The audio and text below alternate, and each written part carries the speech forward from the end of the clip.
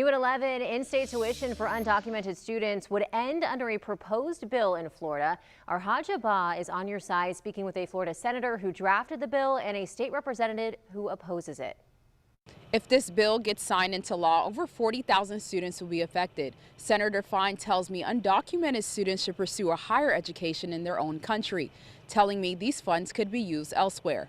I think it's immoral to ask Floridians to come up with $45 million to give away to illegal immigrants to go to college when they're struggling to pay for their groceries and their insurance premiums. Look, illegal immigrants should go to college in the countries that they're from, not in the United States. Florida Senator Randy Fine proposed a bill that could potentially end in-state tuition for undocumented students.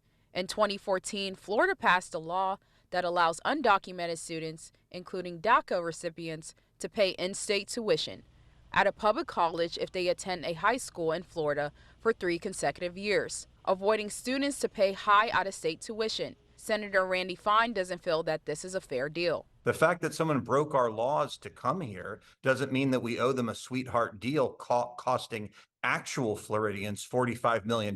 Florida Representative Angie Nixon called Senator Fine's proposed bill a distraction. This bill is basically a distraction. We should be focusing on addressing the shortages that we have in terms of health care, addressing the shortages we have in terms of educators. And, you know, when you're trying to stop children from having in-state tuition who can actually graduate from college and help us fill those shortages, that's a problem for me. According to the State of University Systems of Florida, the average cost of in-state tuition is $6,200, compared to $28,000 for out-of-state tuition. Representative Nixon tells me this bill will only hurt working families. Senator Randy Fine needs to make sure that he's using his power that he has and his influence to ensure that we are addressing issues that working families really care about. In order for this bill to become law, it will have to go through both chambers and be signed by Governor Ron DeSantis.